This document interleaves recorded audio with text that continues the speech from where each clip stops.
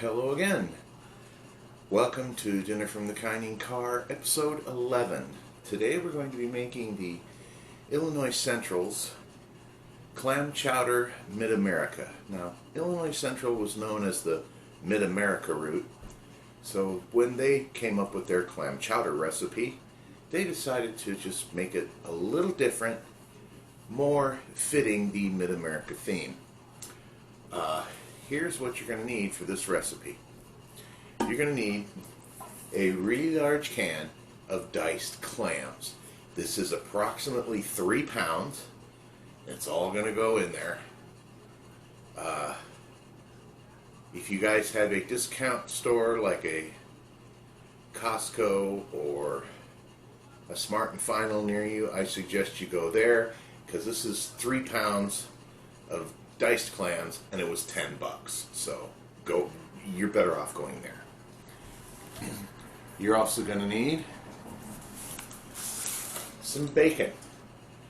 We're going to take about 4, maybe 5 slices out of this, and it goes in the recipe as well. You're going to need an onion. You're going to chop this up really fine.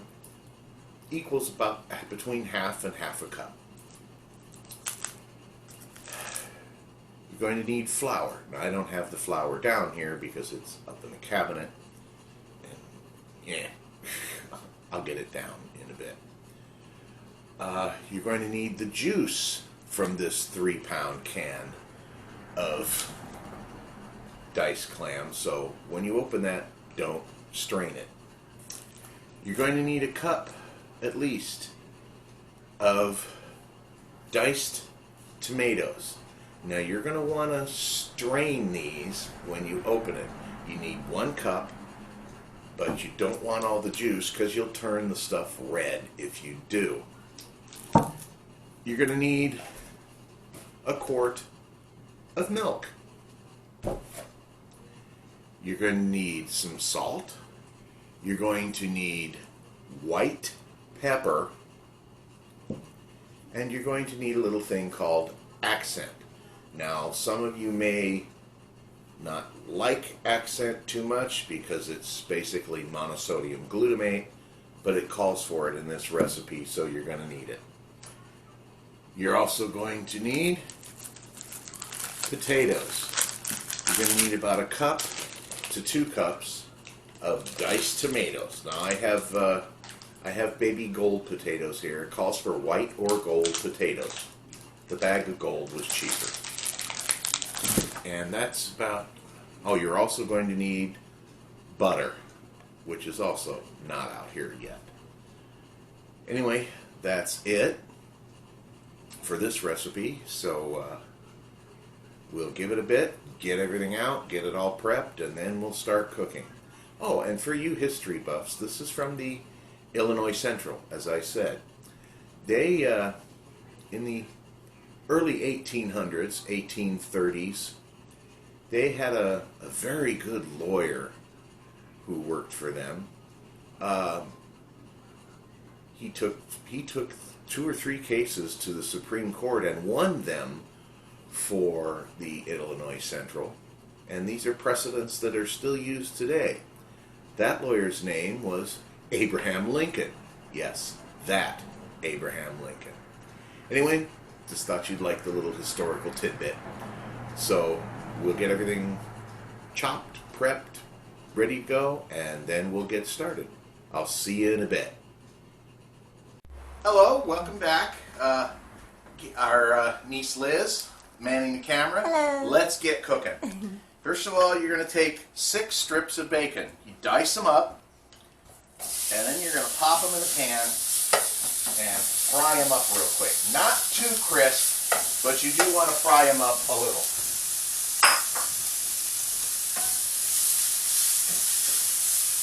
It smells good. Already smells good. Mm-hmm.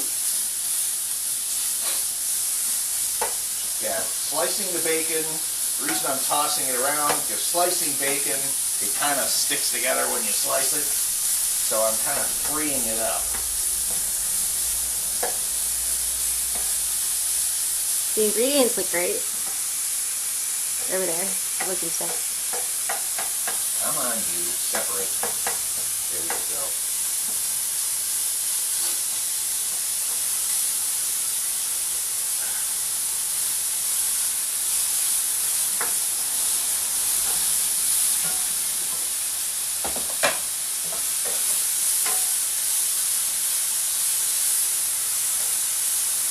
Now this bacon needs to be fried until it's a little crisp and starts to shed some fat because we need the bacon grease to cook the onions.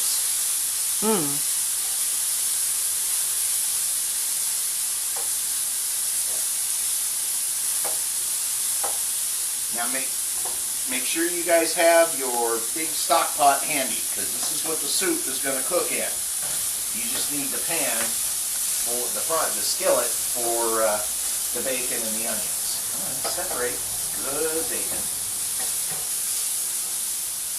That's taking a little while longer than I thought. It smells so good. Now when doesn't bacon smell good? And does it have to be a nonstick pan for the soup? It doesn't have to be a non-stick pan. However, that will help. Okay. Because it's less likely to burn on the bottom of the stock pot or Dutch oven or whatever you're using. If you have one, I would suggest using a cast iron Dutch oven, one that's been well seasoned, because we're getting a little smoke in here from the bacon.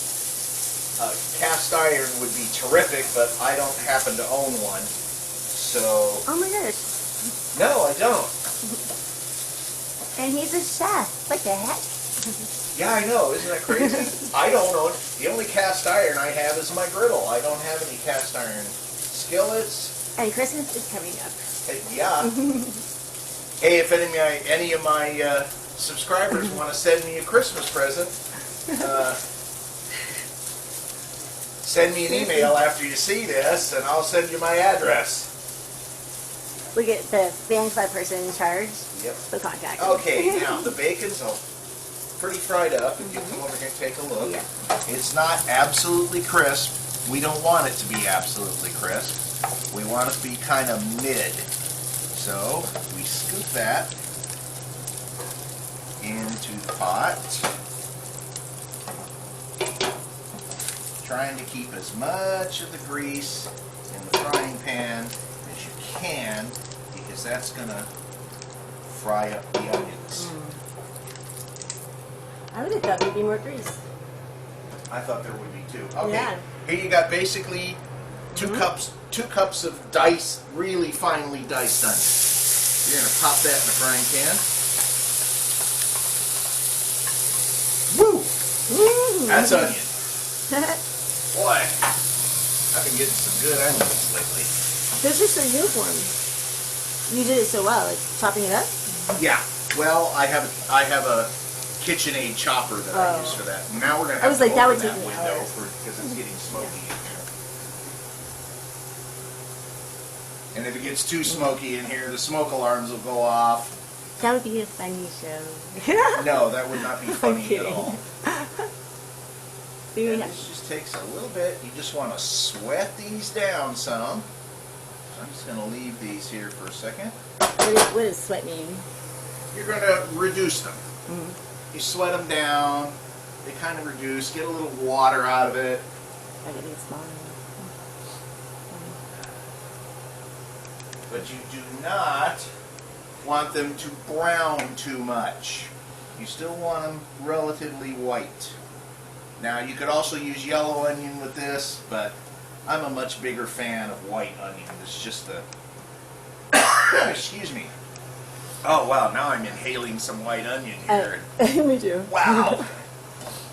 That's onion. Oh, it's really bad. I was checking my white pepper to make sure it was okay, and I got a big snoot full of white pepper. Oh my god. Yeah, the white pepper's fine. Oh, that's awful. Okay, these are sweated down a little bit. So now, we're going to add them to the pot. Make sure they get most of them in there. Shut that off. Next step, you need to add your clams and your clam juice. So tell us about these clams. They're just a big ass can of chopped clams. Again, like I said in the intro, you guys have a big box store or discount store. You can get them there, much bigger size can, for a lot cheaper. So this is a 51 ounce can, or rather it was, it's in the pot now. 51 ounce can, and it was $10. Okay, that's the clams. Then there's... And there's the book. I need water. This is the book, huh? Yep. Can I show the front of it? It's not got the cover on it anymore. The cover's Oh, okay. Oh, then I'll just show this page.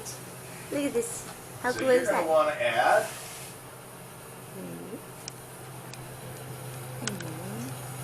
Let's see. about 3.5 cups of water. Okay. Now you want to turn this on. But you're going to want to leave it on low because this, well, actually, not at this stage. Not at this stage. Water, tomatoes. Tomatoes. Those are good. 2 cups of tomatoes. What are the other things that you cut up? Potatoes? Yes. Okay. I thought they were like pears. This first step, you have to bring this to a boil. So we're putting it on high. Once you add the tomatoes, you need to add your milk. Now with this much, wow. Here's a full quart. Holy moly. And we're going to add about another half a quart, give or take. Was one cream and then the other milk, or? No, these are both milk. Okay. Now on the milk, you can use whatever variety of milk you want. You can use whole milk, you can use low fat, but I would not suggest using non-fat because, Too watery. yeah, it's going to be very watery if you do that. Boy, this already looks good. It does look good. Oh, good. See, now, this is why, folks, you strain the tomatoes and drain them. Because when I drained this can of tomatoes, it got all the juice out of it. I rinsed them off real well. You'll notice the stuff isn't turning red. That's what we want. Bring this to a boil. Again, because you're using milk, you may want to stir this a bit. Were they stewed tomatoes or regular? They were, Diced tomatoes? they were diced. Yeah, that's interesting. Diced. You're right. Yeah. Diced tomatoes. That's, I guess, the little. Could someone mess with the flavor if they wanted to, like by adding different kind of things, like your tomatoes done differently, or You oh, could. you want to do I that, mean, right? I still haven't added the spices, the seasonings yet. That's true. So, but this has to boil And it would first. change it. This has to boil first. Yeah, I imagine if you're one of those people who doesn't like tomatoes, you might want to keep this out of your recipe. But it does look beautiful, like with the bread. It smells really good. Mm. Okay, let's bring it to. Let's just go ahead and add the seasonings now. You're going to need 2 teaspoons of white pepper. The thing that went up your nose. Oh yeah. So I'm going to be real careful when I do this. It's amazing. I could actually see a lot of it fly. Here, take a whiff. No! I'm gullible, but not that gullible. Okay, there's 1 teaspoon. And another teaspoon. By the way, for the benefit of our camera operator, who's going to be served some of this tonight. We are going to be serving this in bread bowls. Whoa. You can serve it in regular chili bowls, but no, we kind of went crazy and got to. There they are, right there. Tablespoon salt. Tablespoon of salt. Those are beautiful. The bowls, like doing it that they're way. really nice bread rolls. I ate one at a This is restaurant one going to be time. artistry here.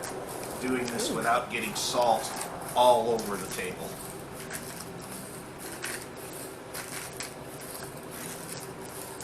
Oh, do you want me to hold it?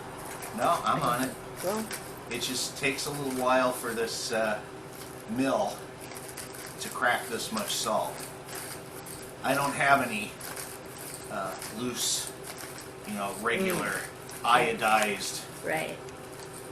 crappy salt you buy in the grocery stores. No, I use pink Himalayan and I grind it myself. It's a lot fresher that way. Mm-hmm. It's just a royal pain in the butt. Okay. Actually, That's though, close enough it's to a pretty cool, though. tablespoon. You can count how many times you have to do it. That's close enough to a tablespoon. Stir it up with these seasonings in it. Now that's starting to smell like something. Okay, and then we add 2 teaspoons of the accent.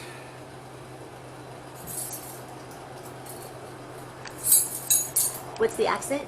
Accent is a flavor enhancer.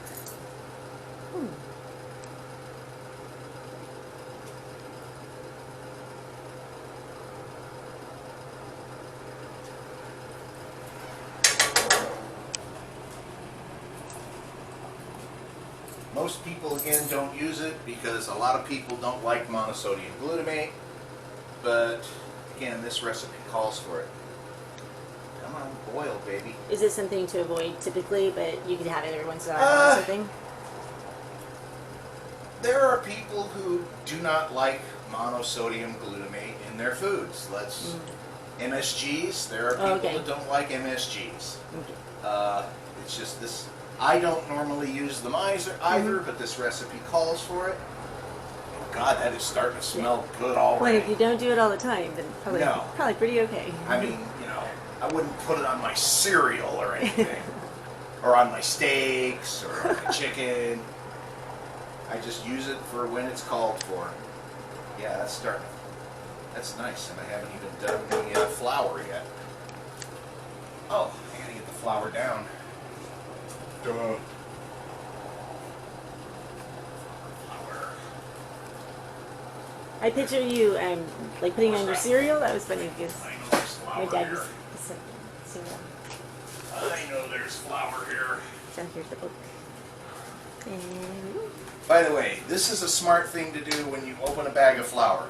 Get a really big Ziploc bag, put that sucker in there. That'll keep the little weevils from growing in it. mm-hmm. Another thing you may want to do is stick a couple of bay leaves in your flour.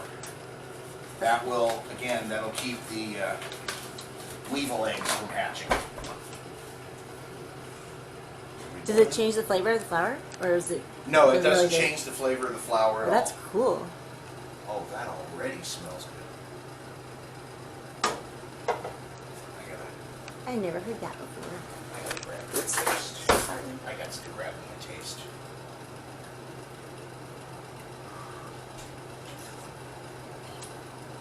Oh my. Yeah. Oh my. Here. Oops. Oh, Oh my. that's really good. It's the pepper that's so good. You can taste the white pepper. Yeah. You can really taste it, but it's like, Yeah. it doesn't just taste like Well, pepper. that's waiting to boil. That's good. We're going to get our butter. It tastes even better now. Yeah. Like a second later. We're going to get our butter melted in the pan. Let me rinse the onions out of there. You gotta love these guys coming up with these recipes on the train.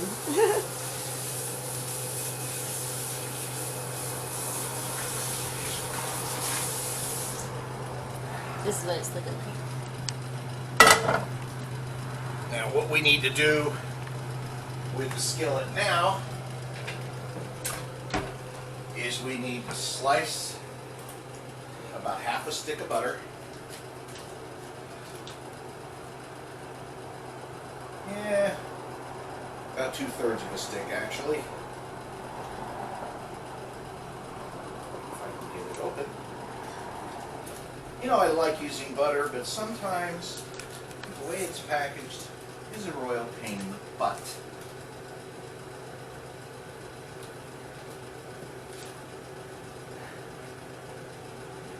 Just slice it.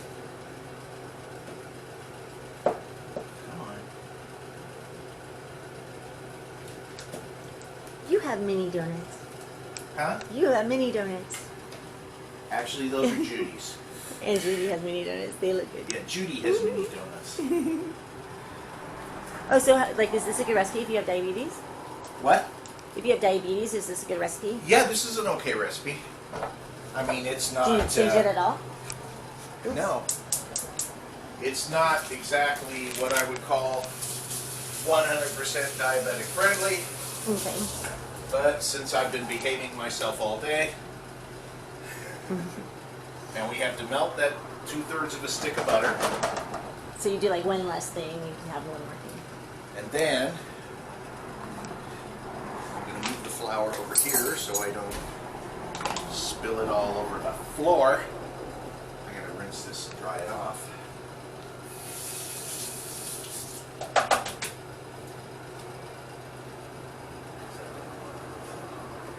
We're going to make a roux. For those of you who are uninitiated to what a roux is, bottom line... We're going to make a roux? Yeah. Bottom line, it's browned butter, or browned flour, rather. It goes into the pot once it starts boiling. Boy, it's taking forever to boil. Oh, no. It was bubbling a little. I'm seeing a little bubbling there.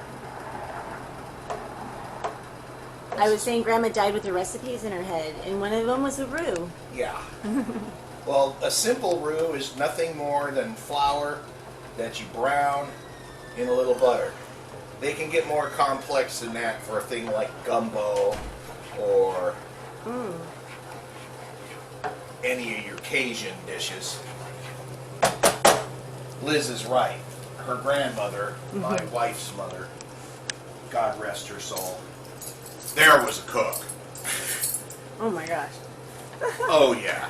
This is a woman who is so serious that she ground her own coconut for a German chocolate cake frosting. She didn't even use, no, she ground her own coconut. This woman was serious. Oh my gosh, I wish I could still talk to her. Yeah. And it was amazing because it was no big deal. And there's like things I don't even know what she used to cook, like etouffee and all these things that Yeah. I just wish that I had learned.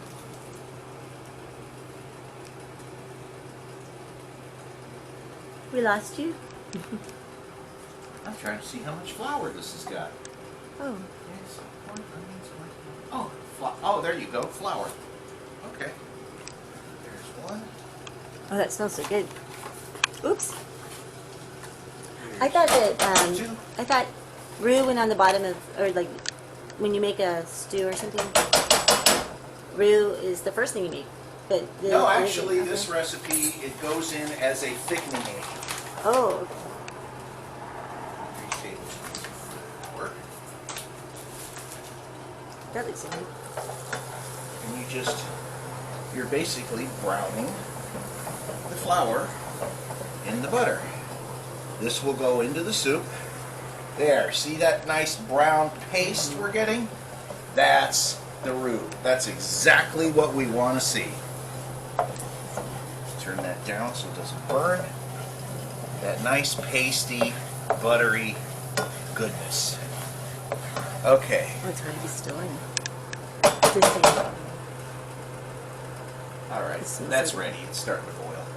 All right, once your pot starts to boil, turn it down to a low. And then you add have the roux your on. roux. And that's going to thicken it up quite a bit and make a mess out of your skillet. Oh, I got it out of there just in time, too. You smell it? I can smell it. It's delicious. Yeah, it smells great. But it's definitely like right there. Yeah. Yeah, it's definitely like we don't want anything else. Okay, now that you've done that, that'll thicken up.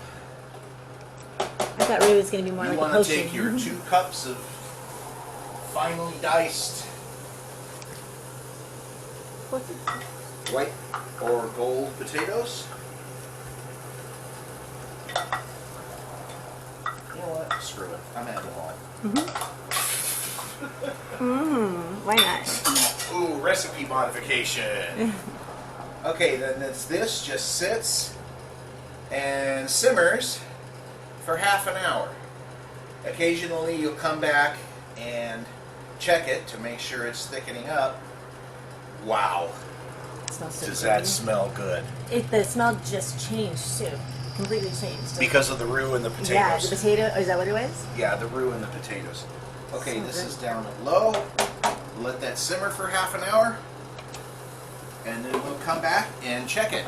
And we'll see you in half an hour.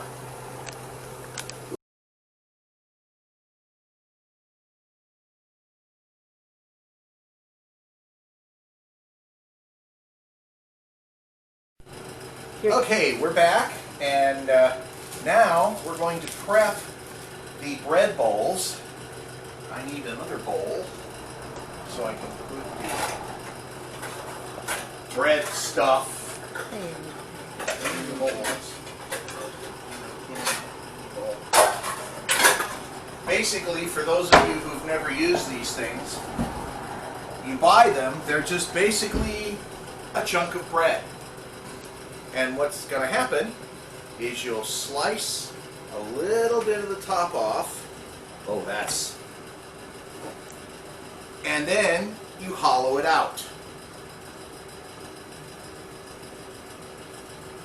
Now, the stuff I'm hollowing out, we're going to use that for dipping into the clam chowder.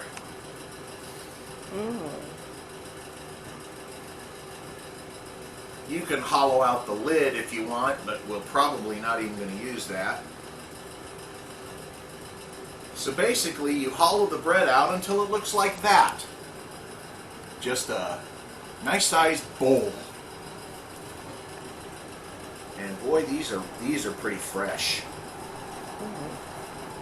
Whoop, that one I kind of got cockeyed. I hate when I do that. I'm going to take that.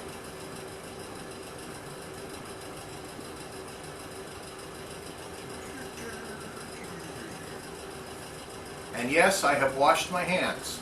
And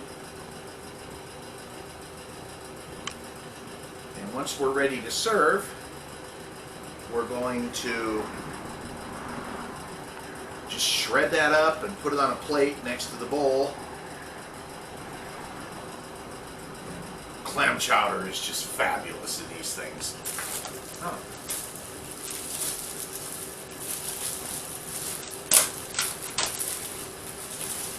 It smells good. Straight this time, Tony. That's pretty straight. There you go.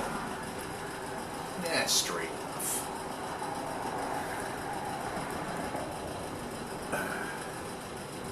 Now you can, if you want to, put these bread pieces that you hollow out of the bowls onto a cookie sheet and just toast them, but I'm not going to waste my time doing that. We're just going to serve them right out of the bowl. How much did you say the recipe costs altogether? Well, it's not cheap. The clams were $10 for the can. The accent, this stuff is not cheap, guys. That's for it. that- You for- have it forever, though, right? Right, for the monosodium glutamate. That's like $4.50 for the spice container. Each of these bread bowls is about $1.50. There you go. 3 nice, pretty bread rolls. Bread bowls. Let's take this right here. Drop that. Put that in the sink and wash.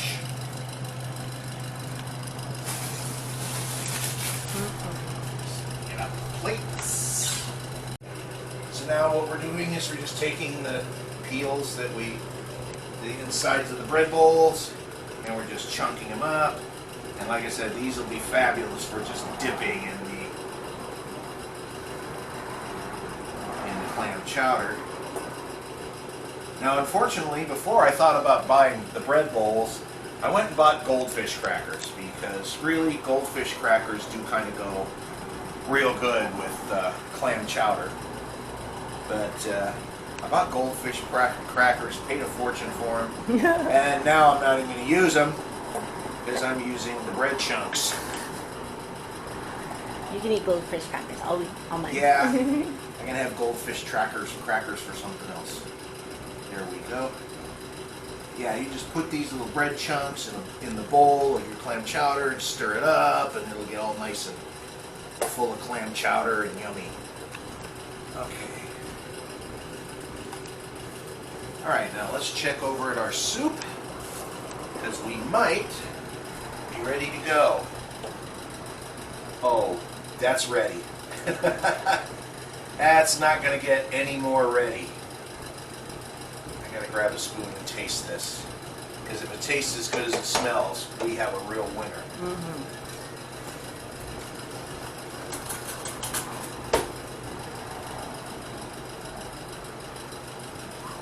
Well, I can tell it's hot. Just want the broth. I don't really want it on this.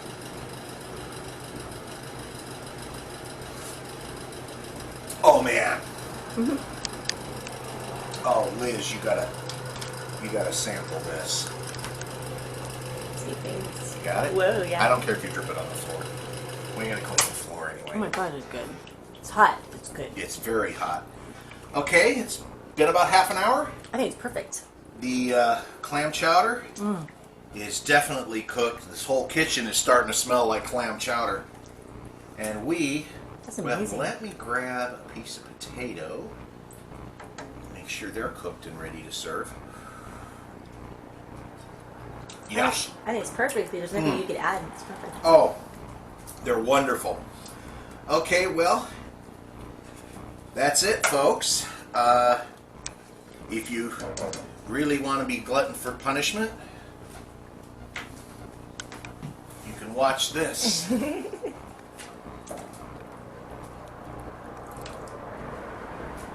Oh, look at this. In the bowl. A little more sauce. There we go. That's a serving of clam chowder in a bread bowl, folks. Okay, there you have it. That's Illinois Central Clam Chowder Mid-American. Again, thanks to our niece Liz for the camera work. Thanks. And if you guys have any questions, comments, or want a copy of the recipe, email me at the email address that'll be at the end of this video. So again, have a great night, have a Merry Christmas, and we'll see you when we see you. Thanks for watching.